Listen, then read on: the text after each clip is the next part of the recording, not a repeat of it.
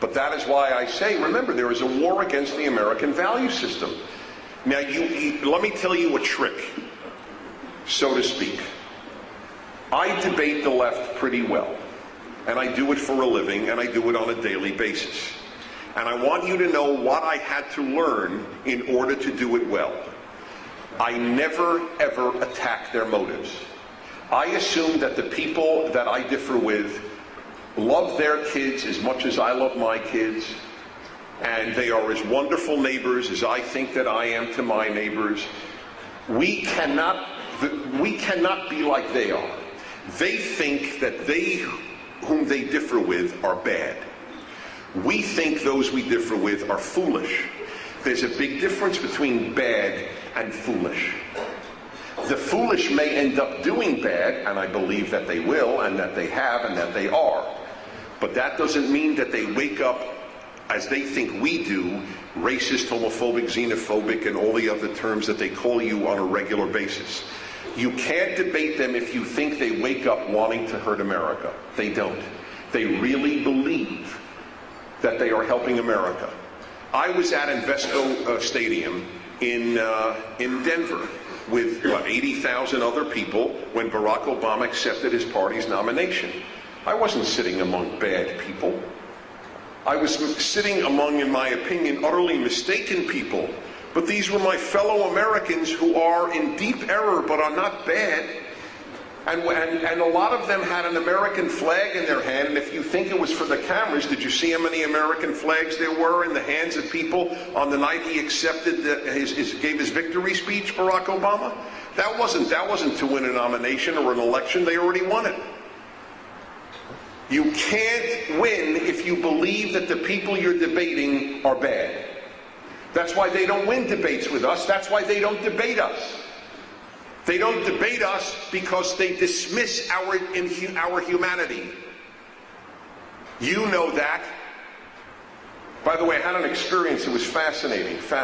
I came to UC Santa Barbara, as we were talking about. I came to UC Santa Barbara about a year ago to lecture on Islamofascism Awareness Week for David Horowitz's group. And I was one of the different speakers in different colleges, and they had already had an editorial calling me a bigot and whatever else. I hadn't even shown up, and I was already declared a bigot just for speaking on the subject. We invited the student who wrote the editorial, the column calling me a bigot, onto my radio show. He was stunned. And what I did, and it's very off-putting to them because they think we're monsters, especially on talk radio. And they have to think we're monsters, otherwise they can't justify closing us down with the fairness doctrine. This is a very important part of the left. They must make you into monsters in order to do what they do to you on campuses and on radio and so on. We'll talk about that in a moment. Anyway, I treated him utterly respectfully, which is my mode of operation. It's my secret weapon. Be nice to people you even think are jerks. And so I had the student on, and I said, I'm curious. You said I'm a bigot. All of my work is available on the internet, and my books are out there. Every one of my shows is available for downloading. Can you tell me if I've ever said or written a bigoted word? And to make a long story short, of course he couldn't, because I amn't a bigot. And this moved him, however, that I would have him on the show.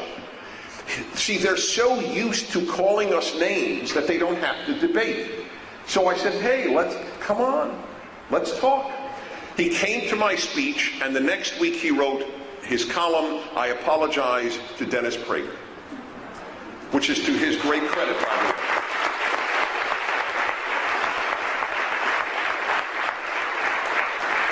The reason I tell you this story is it really encapsulates something here.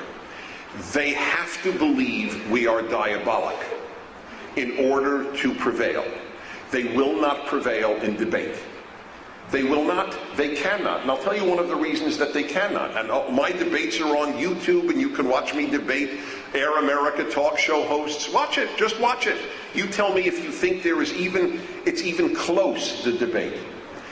The reason they can't debate effectively is that they never meet us. They never read us.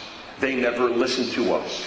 We meet them, we read them, we listen to them every bloody day. We can't avoid them. You can't avoid the left. They are in your face everywhere. They are in every newscast. They are in every movie, except perhaps, well, I was going to say Family Guy, but they're in Family Guy too. They're in everything. There's nothing that the left does not do. They're in music. They're in rap. They're in the movies. They're in the newspapers. So we are totally familiar with their arguments. But they can live a lifetime never hearing a conservative argument. We read their journals. They don't read our journals. How many liberals get National Review or go to National Review online?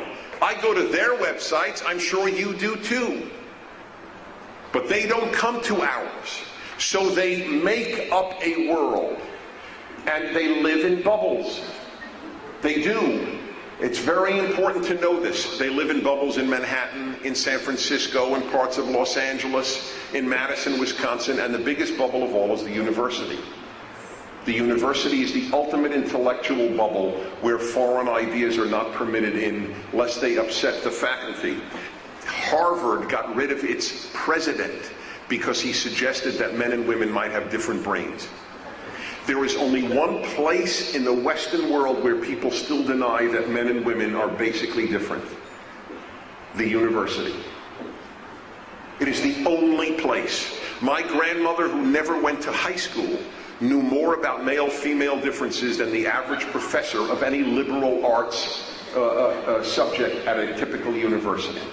It is the only place in the world where people still believe that if you give a boy a tea set, he will play with it. And if you give a girl trucks, she will play with the trucks. But as the president of Harvard pointed out, he did give his daughter trucks. And what she did when she got them was put them into bed and put them to sleep and took care of them.